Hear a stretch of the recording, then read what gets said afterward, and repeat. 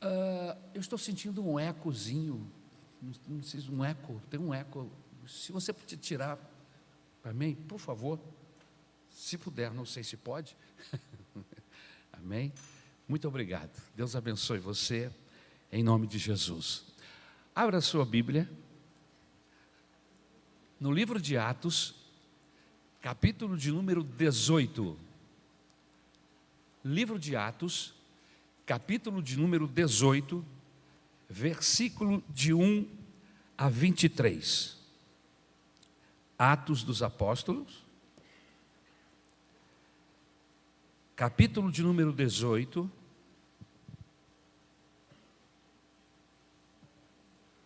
versículos de 1 a 23.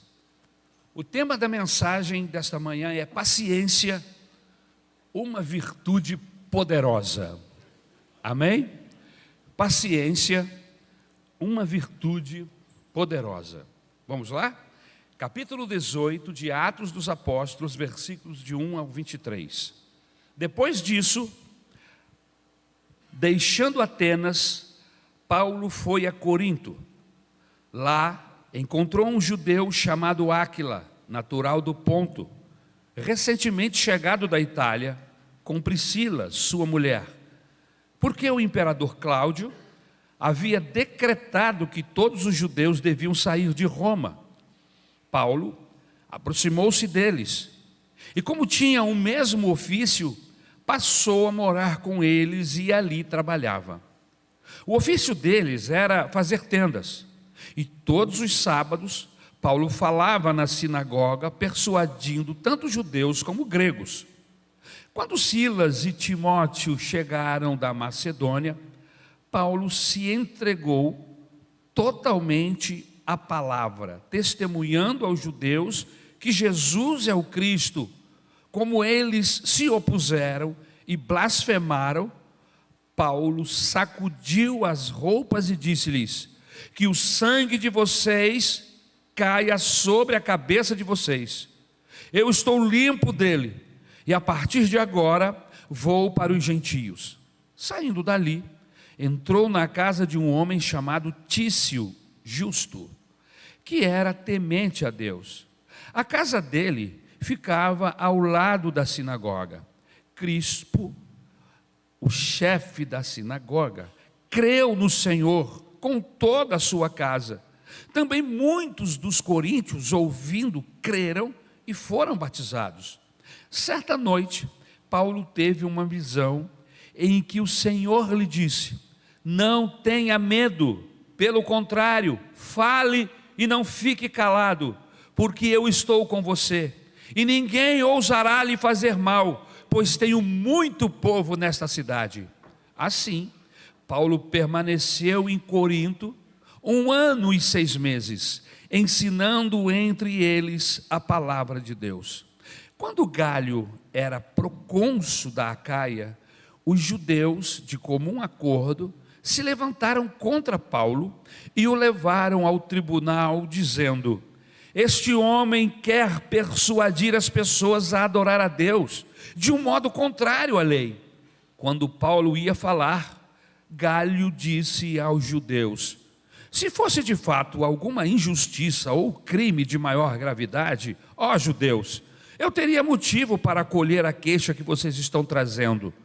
Mas como é uma questão de palavras, de nomes e da própria lei de vocês, resolvam isso vocês mesmos. Eu não quero ser juiz dessas coisas. E os expulsou do tribunal. Então todos agarraram Sóstenes, o chefe da sinagoga, e começaram a espancá-lo diante do tribunal. Galho, todavia, não se incomodava com essas coisas. Paulo ficou ainda muitos dias em Corinto. Por fim, despedindo-se dos irmãos, navegou para a Síria, levando em sua companhia Priscila e Áquila. Antes de embarcar, rapou a cabeça em Cesareia, porque tinha feito um voto. Quando chegaram a Éfeso, Paulo deixou ali Priscila e Áquila. Ele, porém, entrando na sinagoga, pregava aos judeus. Pediram-lhe que ficassem mais algum tempo, mas Paulo não quis.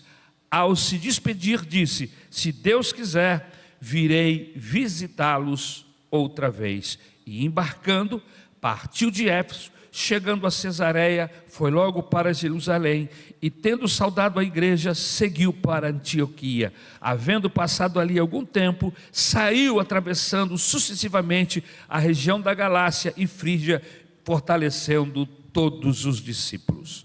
Obrigado, meu Deus, pela tua palavra.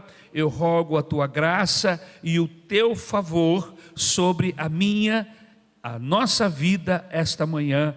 Te rogo em nome de Jesus, graça, unção.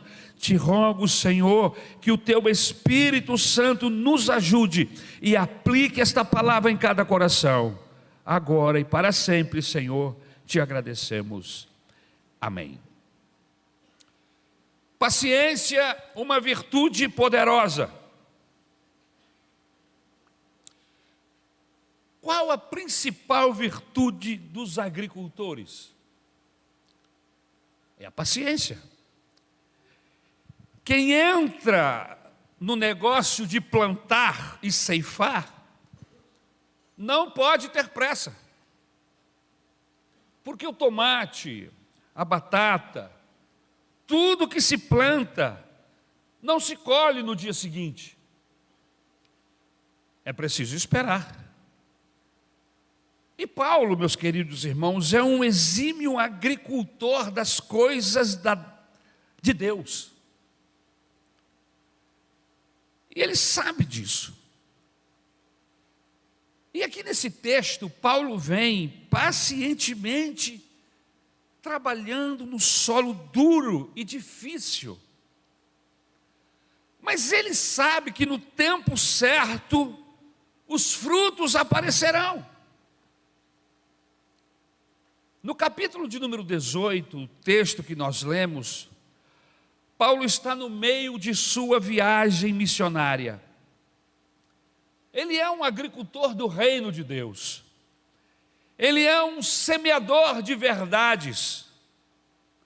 E ele aparece, ou me parece, que ele não tem pressa. Ele vai trabalhando.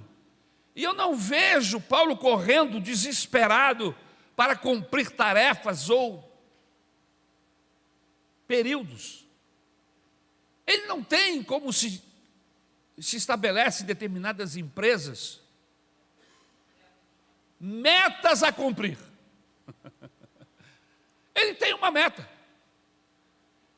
E como agricultor das coisas de Deus, ele sabe que tudo demanda tempo.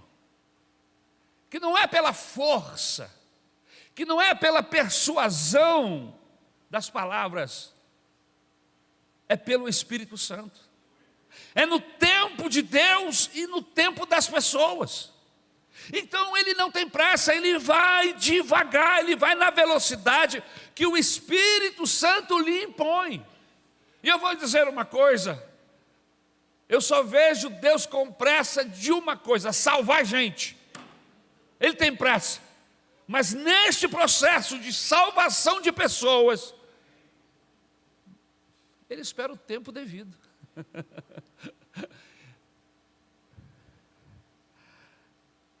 No versículo de número 1, você está com a sua Bíblia? Não feche, mantenha ela aberta. No versículo de número 1, Paulo está em Corinto. Que cidade é esta, pastor? Corinto, meus irmãos, era capital da Acaia, região da Grécia. Esta cidade ficava a cerca de 80 quilômetros da cidade de Atenas. Corinto era uma cidade cosmopolitana. Tinha um porto no mar Egeu. Era uma grande cidade para os padrões da época. Tinha um comércio exuberante. A cidade fervia, meus irmãos, com o ir e com o vir das pessoas. Paulo sai de Atenas, viaja cerca de 80 quilômetros e chega a Corinto.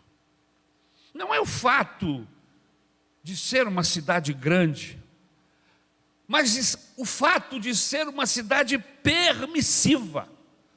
Corinto era uma cidade licenciosa. Corinto era uma cidade imersa em sensualidade. Os habitantes de Corinto tinham uma fama, uma reputação de serem prostituídos, de serem liberais demais. Em Corinto havia um grande templo, a deusa Afrodite. Neste templo, meus queridos irmãos, havia 1000 sacerdotisas culticas, ou seja, elas se prostituíam no exercício do culto, ou seja, o culto era a prostituição. Investigando sobre isso, inclusive, na história antiga, muitas dessas mulheres eram casadas, famílias, mas na hora de fazer o culto, elas tinham como objetivo ir para lá, para o templo, se prostituíam e voltavam. Era assim que alguns cultos aconteciam dentro do templo de Afrodite. Eram mulheres que se prostituíam religiosamente. Por causa desta fama da cidade, veja como Paulo chega a esta cidade. E como é que ele chega? Se você abrir a Bíblia ou virar as páginas da sua Bíblia, você vai encontrar a carta de Paulo aos primeiros Coríntios, carta aos Coríntios, primeira carta de Paulo aos Coríntios, capítulo 2, versículo de 1 a 5. Veja o que Paulo diz a esta gente, veja como ele fala aos moradores de Corinto. Eu mesmo, irmãos, quando estive entre vocês, não fui com discurso eloquente, nem com muita sabedoria para lhes proclamar o mistério de Deus. Pois decidi nada saber entre vocês, a não ser Jesus Cristo e este crucificado.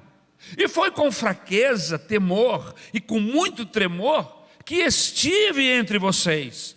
Minha mensagem e minha pregação não consistiram em palavras persuasivas de sabedoria, mas consistiram de demonstração do poder do Espírito, para que a fé que vocês têm não se baseasse na sabedoria humana, mas no poder de Deus. E por causa disso, de tudo isso que eu estou falando, Paulo toma 2 atitudes importantes quando chega à cidade de Corinto. A primeira atitude de Paulo está aí no versículo 2, texto que nós acabamos de ler. Que atitude é essa, pastor? Ele não vai pregar outra coisa senão a cruz. Ele tomou essa decisão. Não vou perder o meu tempo falando de outra coisa. Eu vou gastar todo o meu tempo falando da cruz, falando de Cristo. E ele diz isso: pois decidi nada saber entre vocês, a não ser Jesus Cristo e este crucificado.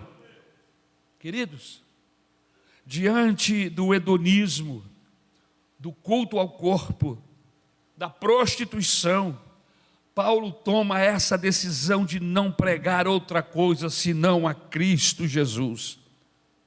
Nós que estudamos a Bíblia, que frequentamos escola bíblica dominical, que frequentamos o IBM, que estamos envolvidos de uma forma direta e comprometedora com a obra do Senhor, nós precisamos também ter este alvo no nosso coração. Nós que pregamos o Evangelho nesta geração corrupta, vazia de Deus, temos que voltar a nossa mensagem para a cruz de Cristo. Nesta geração onde vive uma mentalidade consumista, onde se vive para se ganhar e consumir, precisamos voltar com a mensagem da cruz.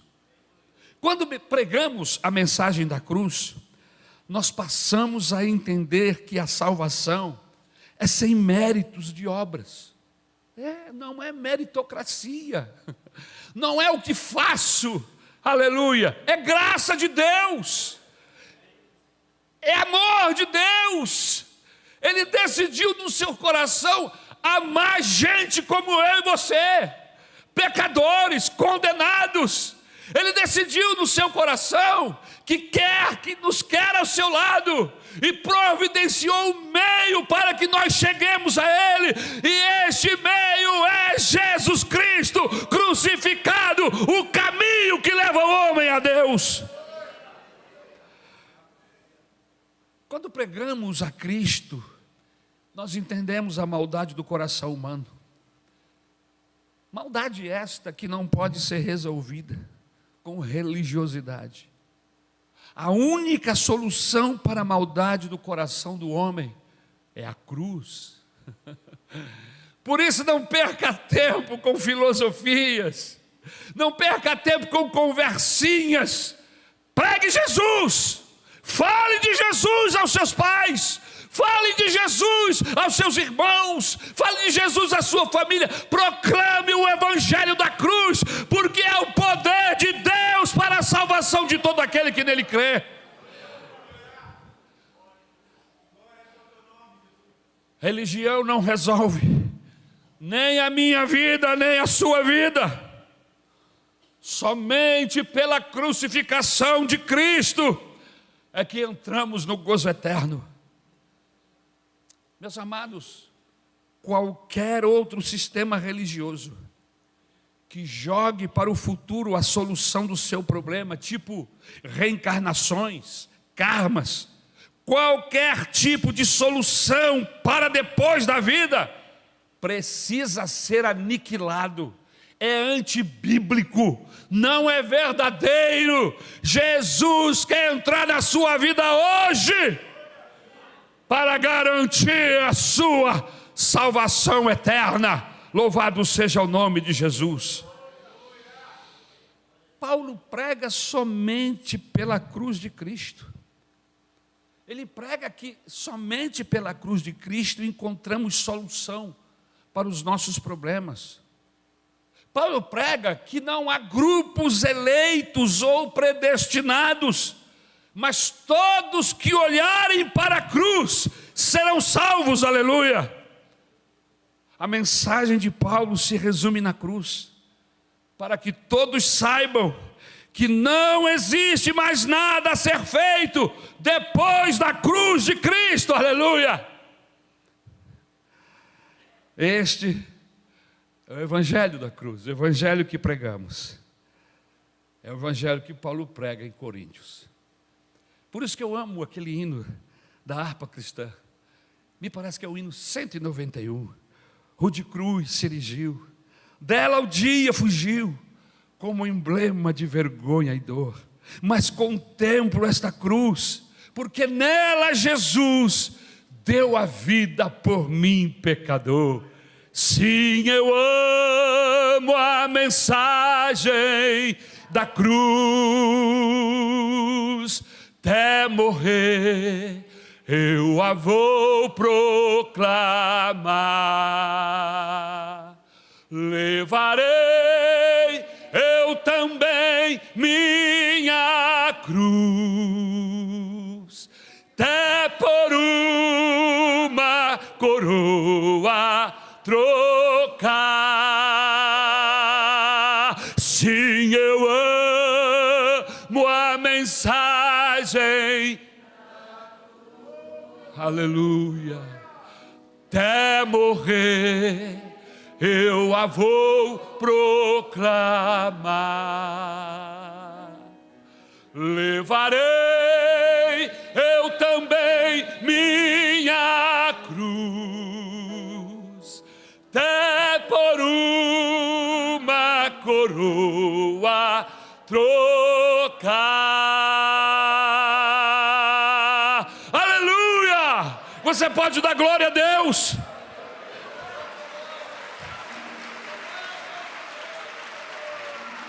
A segunda atitude de Paulo está no versículo 4. Minha mensagem e minha pregação não constituíram em palavras persuasivas de sabedoria, mas consistiram em demonstração do poder do Espírito, Paulo prega um evangelho de poder em Coríntios, irmãos. Um evangelho de um Deus atuante. Queridos, diante de tanto pecados e mentira, Paulo prega a mensagem de poder, palavras contundentes, diante de todo um grupo enorme de pessoas que o ouvem. Não é um evangelho adocicado ao gosto do seu auditório. Infelizmente nós ouvimos mensagens hoje que são mensagens arrumadas, formatadas, para que as pessoas possam ouvir e não se sentirem incomodadas, constrangidas. Não, isto não é evangelho. O evangelho constrange o pecador. O evangelho nos mostra e nos envergonha, de forma que nós entendemos o caminho mau que estamos caminhando. Qualquer mensagem de Deus que não provoque constrangimento no meu e no seu coração, eu duvido desta mensagem. Agora, o maravilhoso é que quando eu constranjo as pessoas, o máximo que eu consigo é indignação. Mas quando o Espírito Santo nos constrange, irmãos, é algo maravilhoso. Quando Deus me constrange, aleluia, eu não fico indignado, não, eu fico quebrantado, eu me sinto envergonhado, e eu quero ter com Deus e arrumar a minha vida.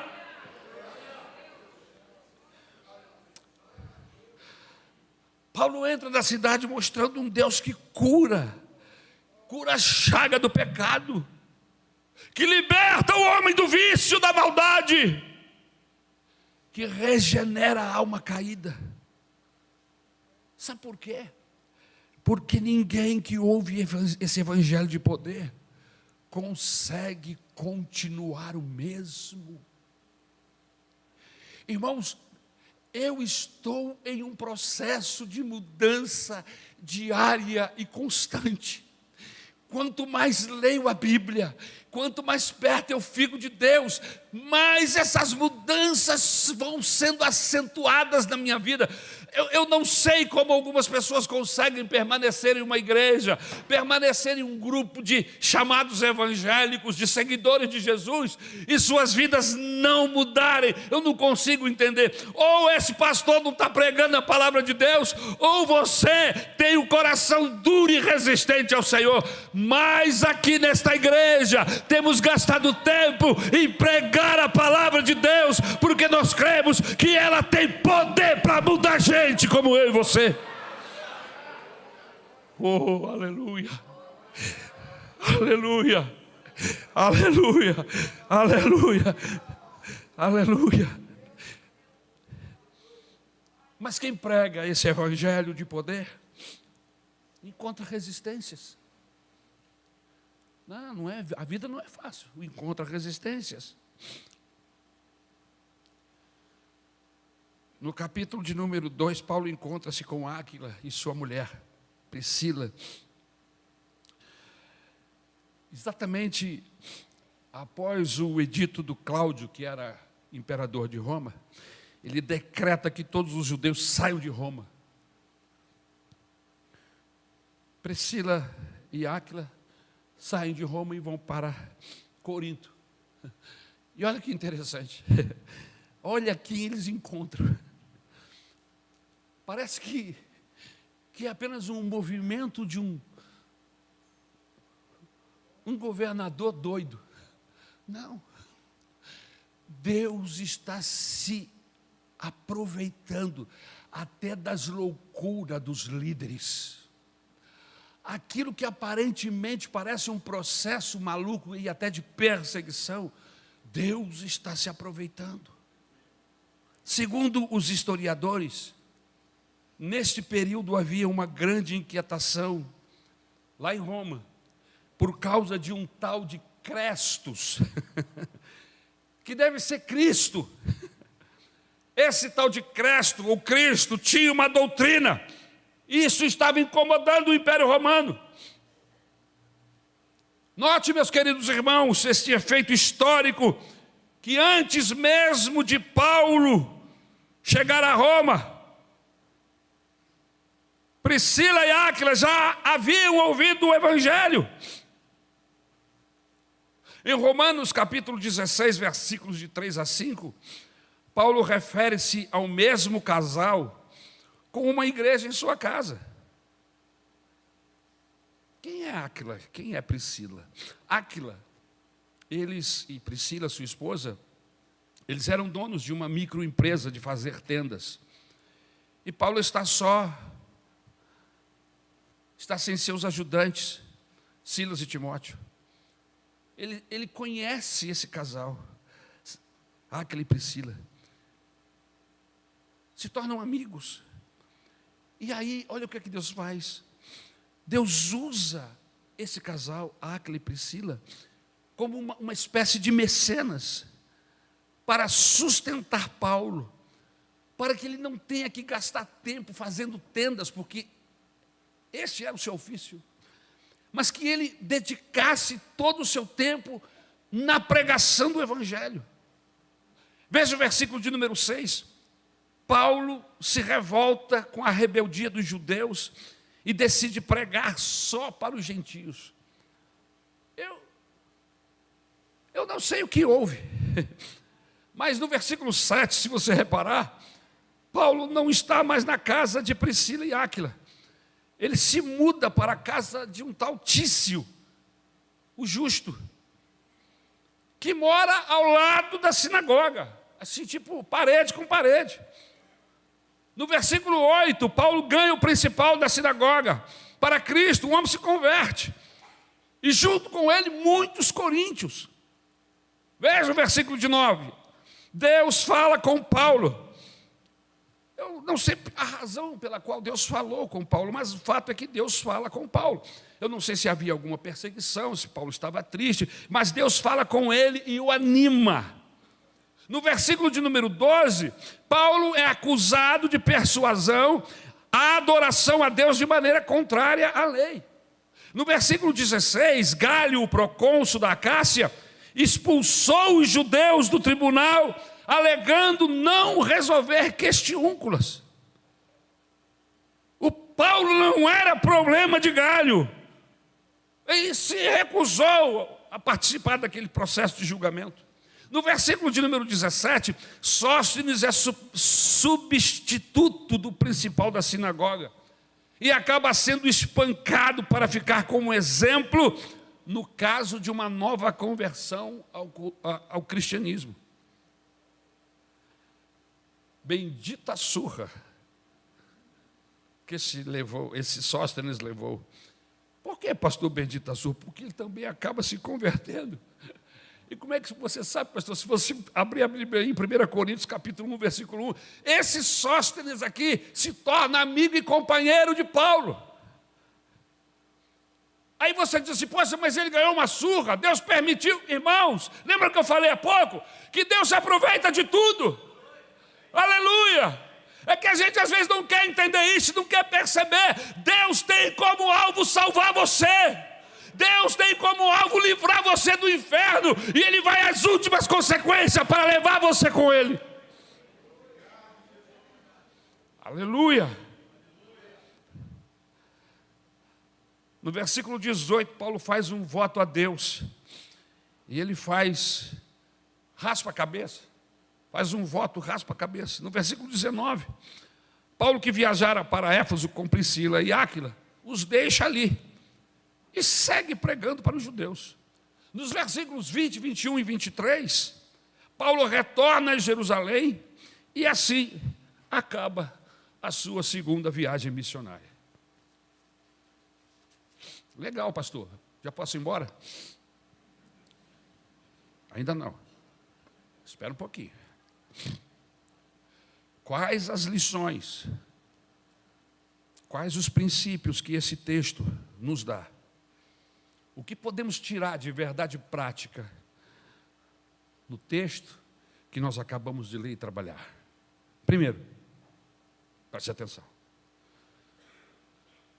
Se nós quisermos ser bem-sucedidos na vida, nós temos que pacientemente aprendermos a refazer os nossos objetivos. Eu vou repetir. Se quisermos ser bem-sucedidos na vida, nós temos que pacientemente aprendermos a refazer os nossos alvos, os nossos objetivos. Você tem uma empreitada? Você tem um objetivo na vida? Esse princípio pode ser aplicado em qualquer circunstância. Seja no casamento, seja no emprego, no trabalho, no estudo, na igreja, curso de piano, violão, namoro, noivado, qualquer coisa. Você precisa aprender a refazer seus objetivos, restabelecer novos alvos. Preste atenção, querido. Parece que Paulo vivia constantemente refazendo seus objetivos. Como é que é isso, pastor? Olha só. Se algo na minha vida não deu certo, eu preciso aprender a reprogramar-me. Eu preciso aprender a restabelecer alvos na minha vida e não ficar empacado com esse aqui é onde eu estou. Eu acompanho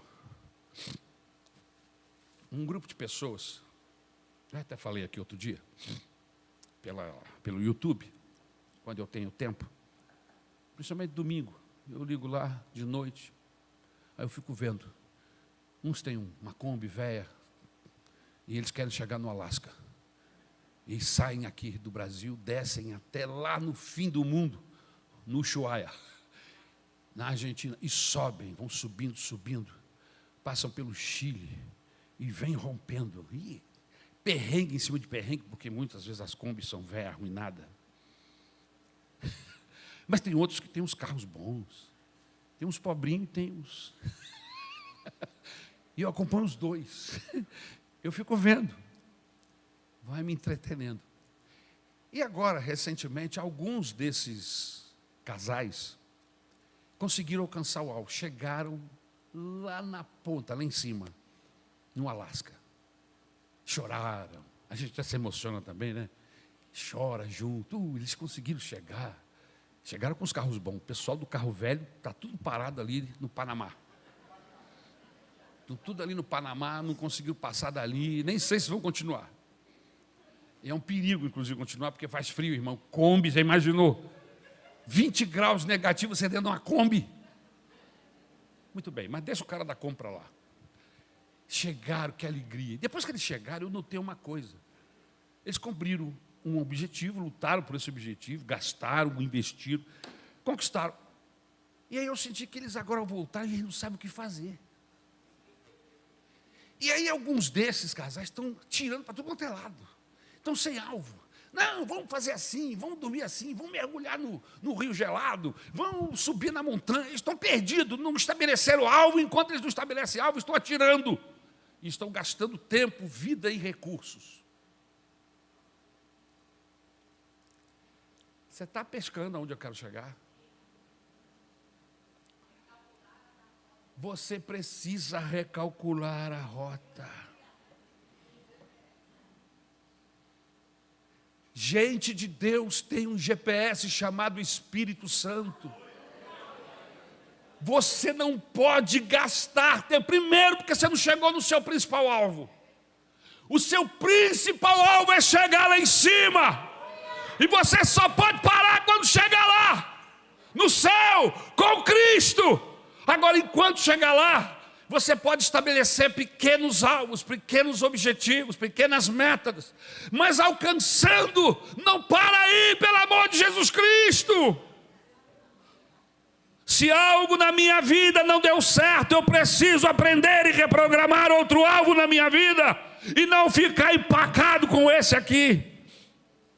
Mas se está dando certo, a vida, a coisa está acontecendo, eu também não posso ficar nos louros da vitória e esquecer que a vida continua. Eu preciso refazer os meus objetivos.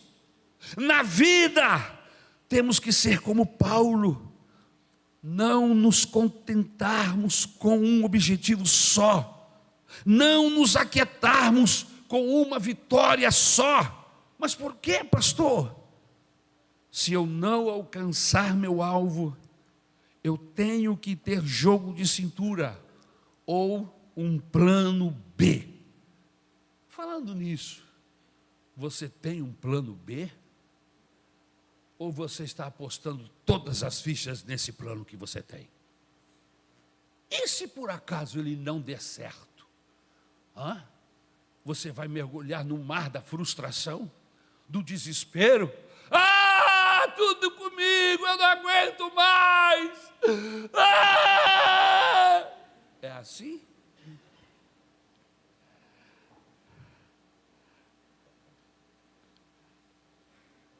Porque estamos expostos a que não dê certo. Vamos cair no fosso e ficar lá gritando e gemendo e nos lambendo. Paulo não era assim. Quando algo dava errado, não acontecia do jeito que ele entendia, sabe o que ele fazia? Ele parava, orava e reescrevia, corrigia a rota, corrigia o objetivo. Tem muita gente que só tem um plano, um cartucho só, e se ele errar, não tem como escapar do fracasso e da frustração. Meu sonho é me formar. Pronto, me formei. E aí? Não chegou a lugar nenhum. Só tem a capacitação. Não chegou a lugar nenhum. Meu sonho é me casar com a Rosinha. Pronto, me casei. E aí? Chegou a lugar nenhum, meu. Agora que começou a jornada. Agora que a coisa vai ficar boa. Ou ruim, vai depender de vocês. Mas e se não acontecer? E se a Rosinha não quiser casar com você? E se você não passou no vestibular? Pastor, meu primeiro problema, eu já estou desesperado. Porque o Alan fez agora um encontro dos aprovados e eu fui reprovado. E para entrar na festa precisa mostrar o boletim. Jesus! Deixa eu corrigir a informação. A festa é para os aprovados, mas todos podem entrar. Lógico, vai ter gente pulando mais do que você.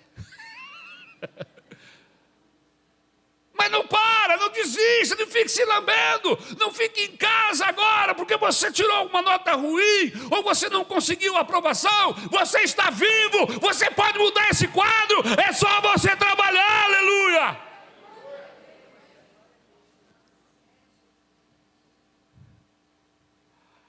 Veja, parece que Paulo não chega a lugar nenhum. Não deu certo na casa de Áquila, ele foi para a casa do Tício, e não deu certo nesta viagem, mas aí ele faz a outra. Por isso ele faz 3 viagens. O que não dava certo na primeira, deu na segunda. Se não deu na segunda, vai dar na terceira. Mas eu não vou parar, não vou desistir. O apóstolo Paulo, ele não se prendia a circunstâncias negativas ou positivas. Ele sempre ia adiante. Porque o mais importante não é chegar. Vou repetir. O mais importante não é chegar, é continuar viajando. Em outras palavras, a vida continua.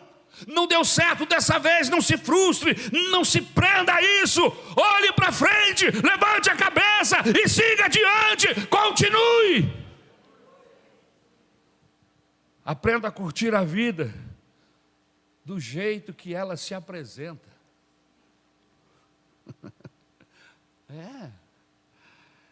Existem objetivos que não conseguimos alcançar, irmãos.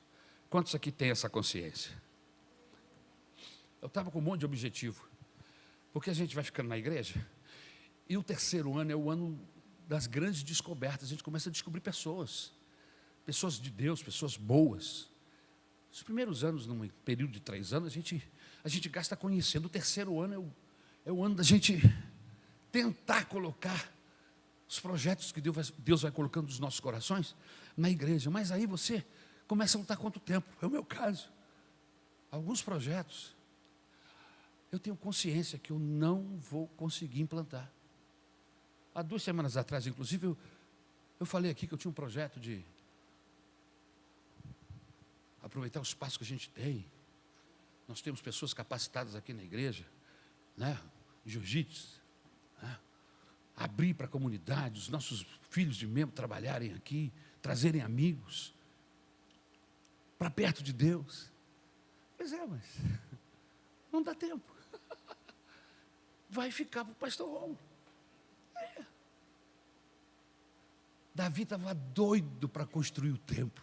Você vê o texto, você vê assim, não, eu vou construir, vou fazer. E Deus fala, calma, Davi, isso não é para você. Quem vai construir esse templo é o seu filho. E aí o que é que o Davi faz? Fica com ciúme, fica triste, se joga no fosso da desgraça e começa a chorar, ninguém me quer, nem Deus.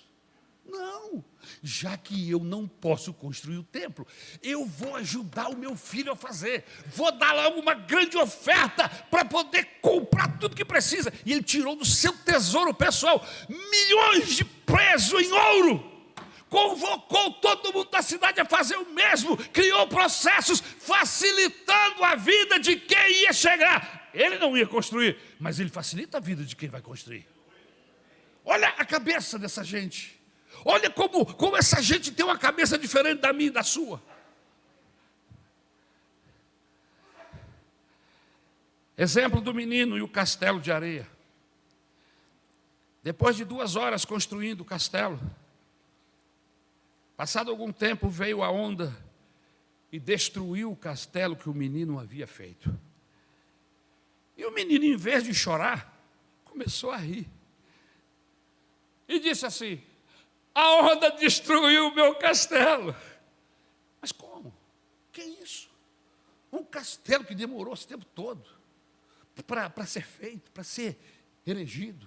Com tanto, ficou lindo. O que é isso?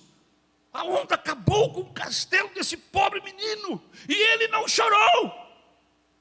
Ele riu. Por quê? Porque quando aquele menino se propôs a fazer aquele castelo, ele já sabia que aquele castelo seria efêmero.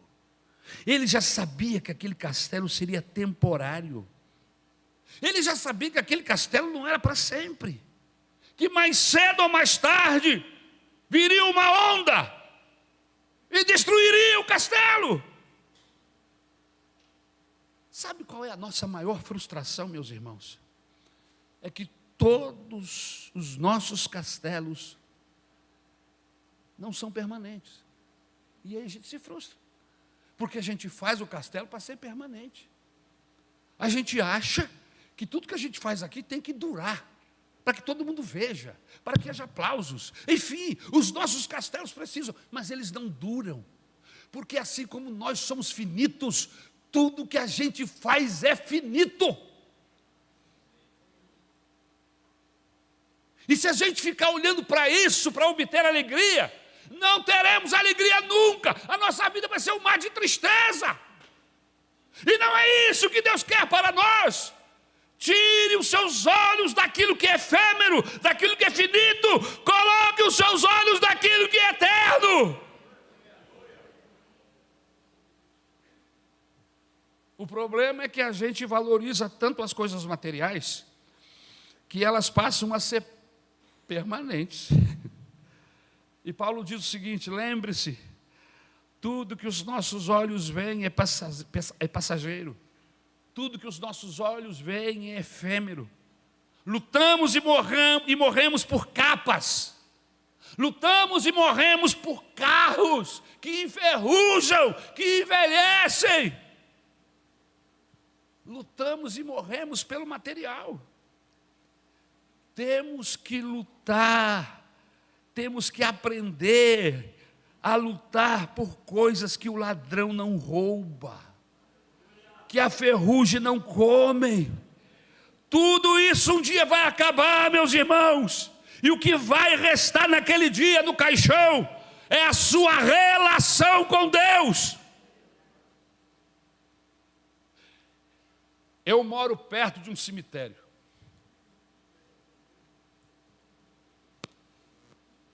E algumas pessoas disseram assim: como é que você consegue morar aqui, pastor?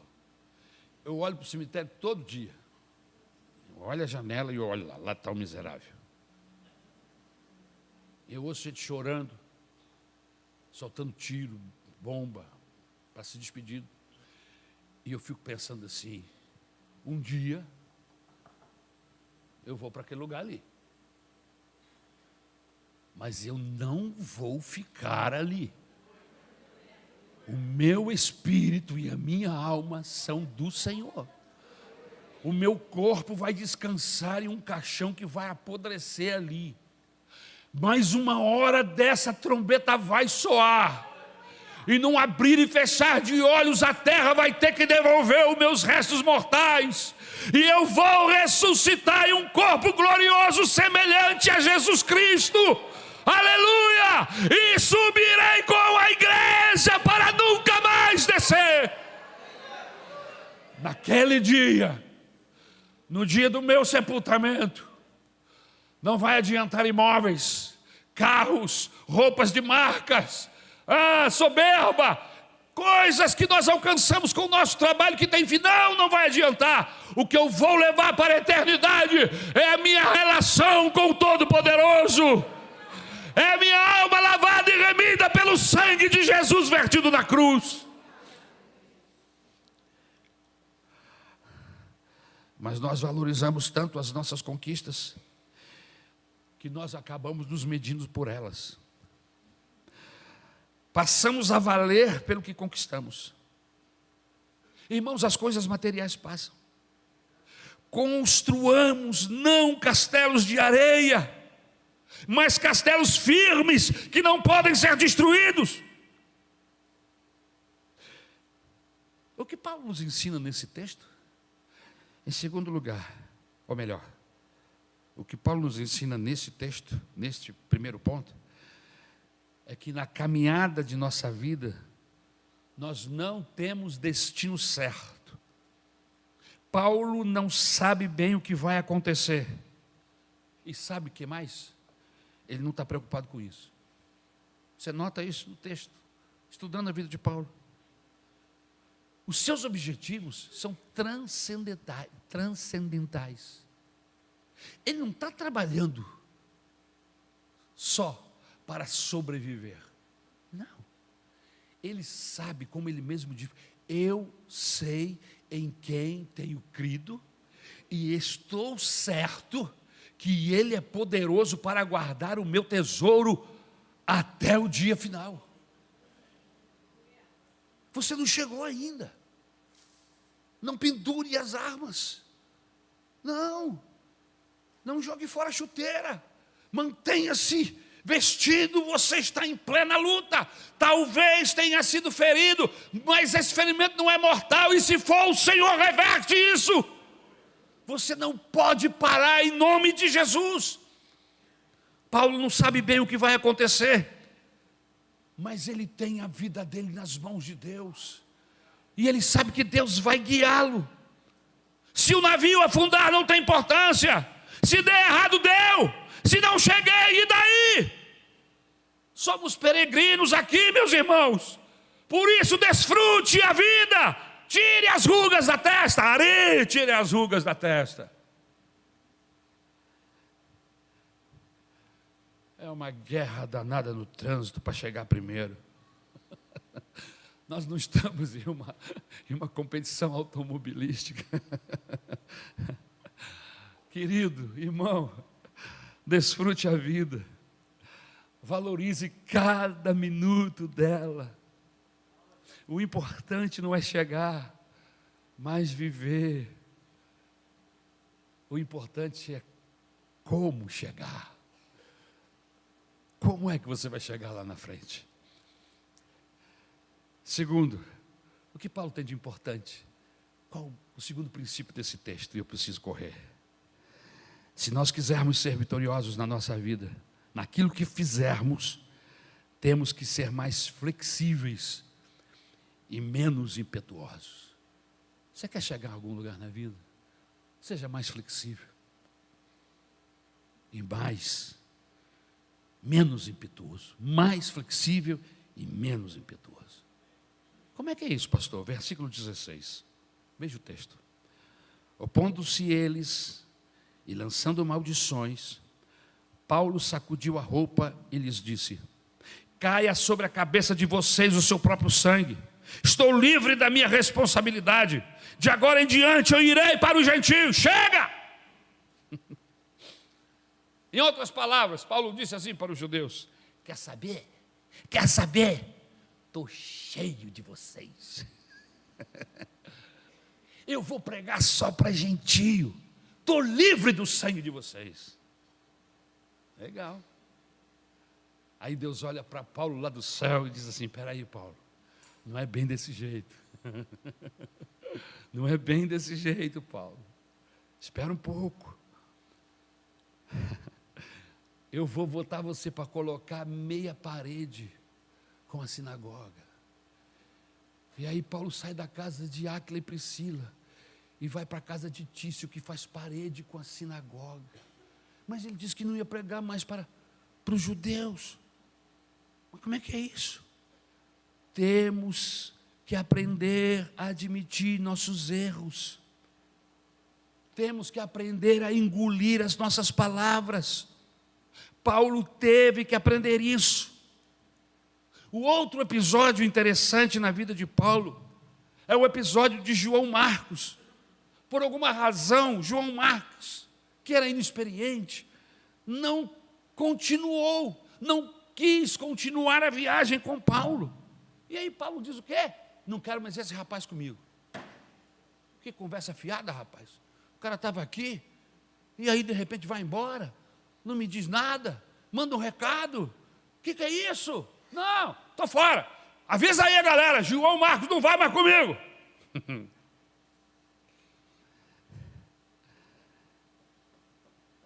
A gente age assim toda hora. E aí Deus diz assim: calma, Paulo, espera aí que eu vou te dar um corrigimento, como dizia um conhecido meu. Vou te mostrar que não é bem desse jeito. Você precisa ser mais flexível, Paulo. E aí Deus mexe nas circunstâncias. E todos abandonam Paulo. Todos. O texto bíblico diz que não tinha ninguém.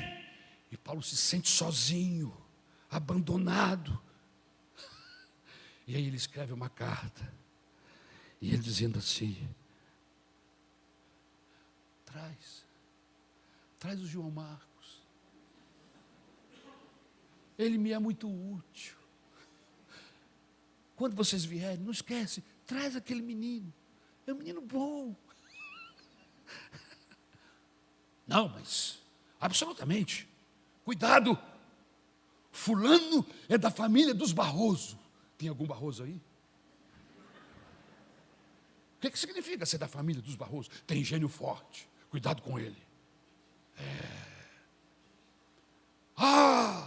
Ele é da família dos matadores. Quem? Os Silvas. Tem Silvas aí? Não, por quê? Porque eu sou filho de espanhol. Eu tenho sangue quente. E daí? Responde o outro: eu sou filho de Deus. E sou lavado no sangue de Cristo. Não, eu sou cabeça dura. Eu sou assim mesmo. Eu vou viver assim até o fim. Isso é uma síndrome chamada Síndrome de Gabriela. Tem uma Gabriela aí, deve ter várias, mas não tem nada a ver com você. A síndrome da Gabriela é proveniente de uma música, uma modinha para Gabriela, o nome da música, de Dorival Caymmi, década de 70. O que isso tem a ver, pastor? A música dizia assim: eu nasci assim, eu cresci assim, eu vivi assim, eu sou mesmo assim, eu vou ser sempre assim. Gabriela.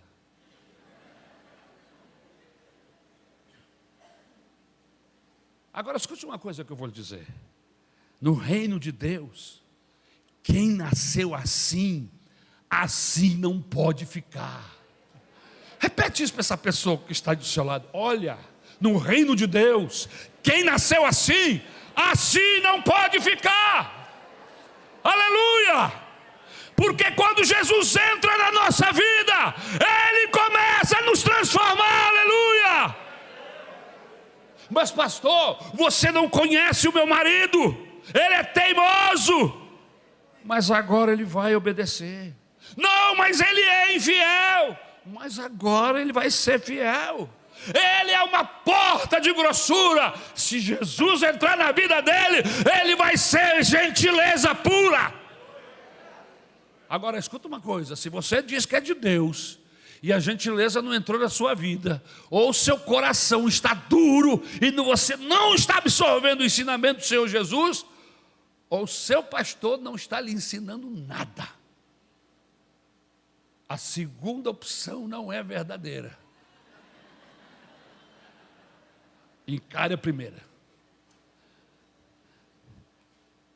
Mas pastor, ele é um homem obstinado pelo erro.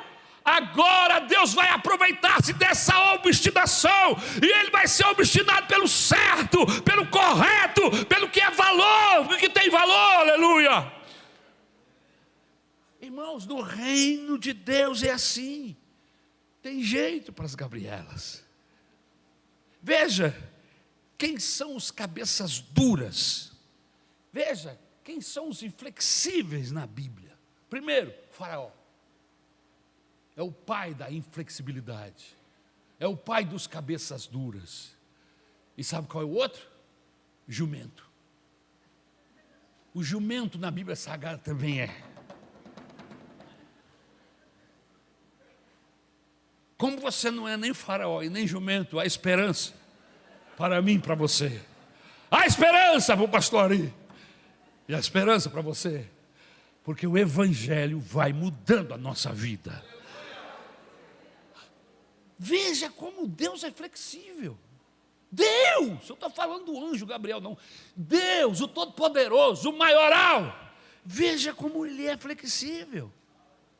Veja, Deus se dispôs a voltar atrás com os ninivitas. Estavam condenados. Iam ser queimados. E Deus voltou atrás. Jonas foi lá, pregou uma mensagem, sabe, de 5 minutos. Foi feita uma estatística, irmão, para se pregar a palavra de acordo com a Bíblia, ou de acordo com o tamanho da cidade, ele ia gastar pelo menos 15 dias. Para passar da cidade de um lado para outro, era uma semana, ele gastou 3 dias. 3 dias, você imagine que mensagem é essa. Não é o tamanho, é o poder. A mensagem era curtinha. E ele não estava afim que ninguém se convertesse mesmo, porque ele tinha um problema com aquele povo. Então ele falou, vou passar lá e vou cumprir esse mandato o mais rápido possível. Só que o pouco que ele falou tinha um poder tremendo. O rei ficou sabendo, rasgou suas roupas. Irmãos, ele colocou um jejum geral na cidade, que até os cachorros jejuaram, os animais. Quando Deus olhou a reação do povo, sabe o que Deus fez? Engrenou a marcha atrás e disse, eu não vou castigar essa cidade, eu vou perdoá-los. Agora, se Deus volta atrás, por que você não quer voltar? Se Deus é flexível, por que você não é? Deus faz Paulo engolir suas palavras. Em terceiro lugar, eu quero fechar. Deus nos ensina a valorizar os nossos encontros com pessoas. Olha que interessante. Paulo se encontra com Priscila e com Áquila. Esse encontro terá um efeito tremendo no coração de Paulo e no reino de Deus. Tremendo. Queridos, as pessoas mais especiais do mundo são pessoas como Paulo. Por quê, pastor? Porque criam amigos. E amigos dispostos a investir e apostar tudo naquela outra pessoa. É um mau negócio você ser fechado, sabia? É um negócio horroroso você ficar fechado em si mesmo. dentro desse casulo que você fica. Abra-se para a vida. Abra-se para novos amigos. Viúva, viúvo, você já passou o período de luto? Amém? Se você não tem 89 anos, abra-se para a vida. Ore a Deus. Foi um grande amor. Mas foi. Você vai ficar preso nisso agora o resto da vida. Se você fez um voto com Deus, tomou a decisão, tá. Mas se essa palavra que eu estou lhe dizendo está mexendo com você, abra-se para a vida. Você pode amar outra vez. E ser amada e ser amado. E ser feliz. Você está entendendo, irmãos? As pessoas mais especiais do mundo são como Paulo. E como era Paulo? Paulo cria amigos. E não só amigos, mas pessoas dispostas a investir. Paulo encontra-se com Priscila e com Áquila. No momento de oração. Ficam amigos. E não é que aquele encontro, que não foi planejado, que não foi arrumado senão pelo próprio Deus, não é que aquilo dá resultado. No mesmo dia, pastor, Paulo é recebido como hóspede na casa do Áquila e da Priscila. Eles descobrem que trabalham no mesmo ofício, se identificam. E ele vai morar lá e ele começa a fazer tenda e trabalha fazendo tenda com eles. Eles tinham um pequeno negócio. Mas todo sábado ele tem compromisso. Ele está na sinagoga. Para quem disse que não ia mais lá, ele está lá. Olha que bacana o compromisso que ele tem com Deus. Trabalha a semana toda. Mas dê a César o que é de César e a Deus o que é de Deus. Em nome de Jesus, feche o seu negócio no domingo, porque o domingo é do Senhor. Eu conheço inúmeras pessoas que tomaram esse tipo de decisão. Eu me lembro no campo missionário, estava conversando hoje. Lembra do nome daquele homem? Era o Martínez, e tinha um outro que era dono de um quiosque, que se converteu, vendia bebida, vendia cigarro, e todo domingo ele estava lá. No dia que Jesus entrou no coração dele, ele falou: pastor, a partir de hoje eu decidi, não vendo mais cigarro aqui, não vendo mais bebida aqui, e domingo eu fecho, eu vou para a igreja. E alguém falou assim: você vai fechar, você não vai aguentar, porque a tua clientela é de beberrão, é de gente que fuma. Ele falou: pois então eu vou falir. Pronto, mexeu com Deus. A decisão dele era de servir a Deus, e ele abriu mão dessas coisas que o coração dele pediu. Foi o Espírito Santo, sabe, irmãos? Ele começou a vender mais doce, mais balinha, ele começou a vender outros artigos, e ele não teve nenhum problema por deixar de vender bebida e deixar de vender cigarro, não! E no domingo, na segunda, na terça e na quarta ele ganhava mais, de maneira que cobriu o domingo. Lembra daquele esquema do maná? O esquema de Deus. E no sábado não recolhe. Na sexta eu te dou em abundância. Aleluia, aleluia. Louvado seja o nome do Senhor. É uma decisão minha ou sua. Decisão essa que vai agradar o coração de Deus. E aí, essas pessoas se tornam amigas.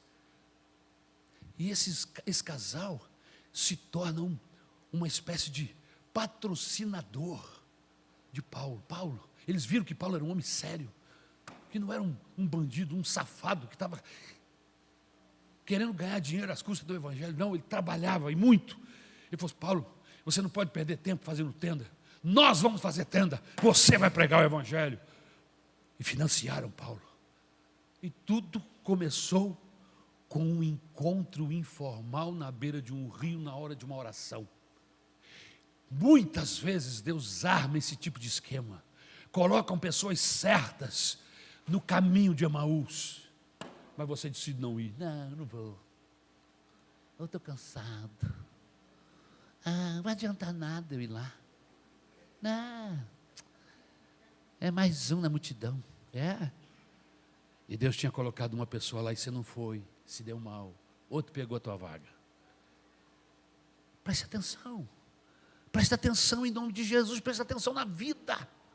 Pare de olhar para si mesmo. O encontro informal. Amizade é isso que vale. Gente que consegue fazer amigos. Você consegue fazer amigos? Está aqui na igreja há quantos anos? Entra, senta no último banco. E sai antes do culto terminar para ninguém lhe cumprimentar. Ah, que tristeza. Eu lamento por você. Você podia ser mais feliz. Você podia ser muito mais abençoado. Tem gente preciosa aqui dentro. Tem gente querida. Tem gente que Deus confia talentos. Que o Espírito Santo usa para ajudar, para abençoar, para acolher. E você está solitário, choroso. E no meio de uma fossa, em nome de Jesus, saia da fossa, descubra a vida no meio da igreja. Jesus está no seio da igreja, através dos irmãos, aleluia. É verdade, nem só de pão vive o homem, mas o homem vive também do aroma das flores, do suar das ondas do mar. Nem só de pão vive o homem, mas também da cor anil do céu. Nem só do pão vive o homem, mas também do calor da mão amiga que afaga. Nem só de pão vive o homem, mas também de toda a palavra que sai da boca de Deus. Precisamos de amigos. Se o melhor pregador do mundo é o coração, o nosso coração, se o melhor professor que temos é o tempo, se o melhor livro é a nossa vida, o melhor da vida são os amigos que acumulamos. Você tem amigos? Você tem amigos? Paulo faz amigos. Priscila e Áquila. Tem pessoas que dizem assim: eu sou de poucos amigos e nenhum inimigo.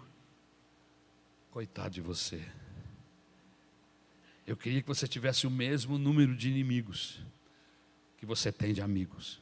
Como é que é, pastor? Escute uma coisa, um homem de valor, ele tanto faz amigos como inimigos. Um homem de valor, escute isso, ele tanto faz amigos como inimigos. Jesus tinha muitos amigos, mas tinha inimigos. Ele fez algum mal para essas pessoas? Não. O simples fato de Jesus acender a luz e mostrar quem ele era e qual era o seu alvo, qual era a sua meta de vida, pronto. Quando ele estabeleceu o seu rumo, ele cria inimigos. Mas cria amigos, porque pessoas se identificam com ele. Pessoas sedentas, carentes, se voltam para ele. Mas tinha inimigos? Tinha. Porque a vida é assim. A gente tem amigos e a gente faz inimigos também.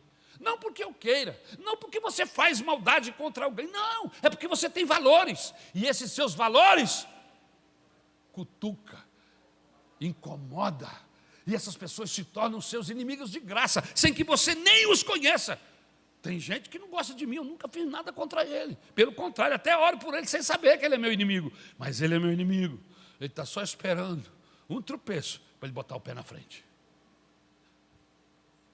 Quem não tem inimigos nem amigos é um ser ordinário, fugaz, que não diz nada, não influencia ninguém. Como é você na sua vizinhança?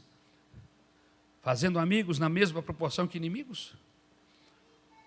Ou você é uma mosca morta que não disse a que veio? Paulo não é assim. Paulo faz amigos e também inimigos. Tem judeus querendo matá-lo. Tem gente que queria ver o seu fim. Mas também tem Áquila. Mas também tem Priscila. Mas também tem Sóstenes. Aleluia, aleluia. Amigos leais que querem ajudar no seu ministério. Vamos ficar de pé. Como diz um pastor amigo, só para você pensar que está terminando.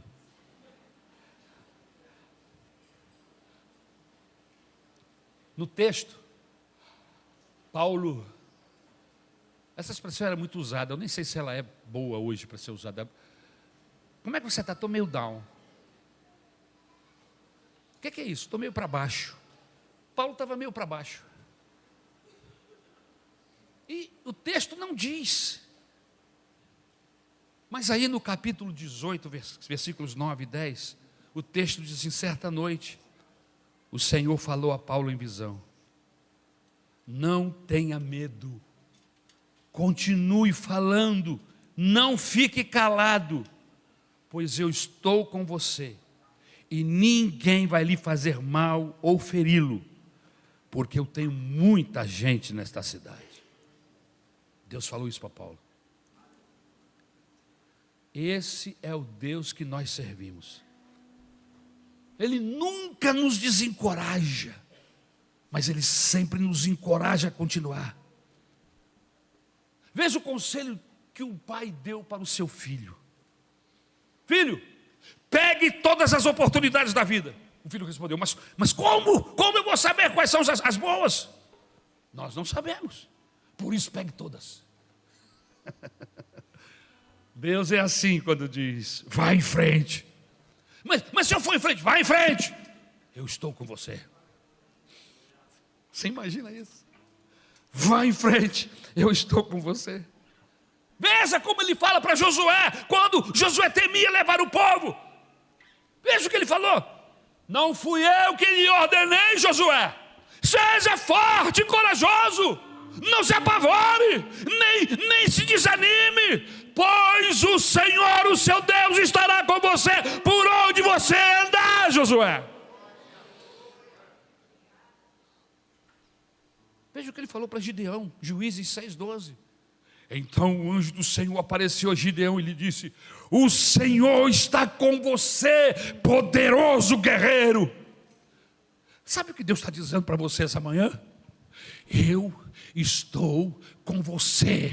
Se você se levantar e começar a caminhar e largar essa vida trouxa para trás, eu estarei com você aonde quer que você chegar.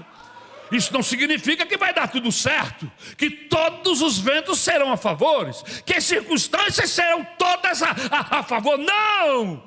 Jesus diz: não importa, levante e comece a andar, eu vou caminhar com você.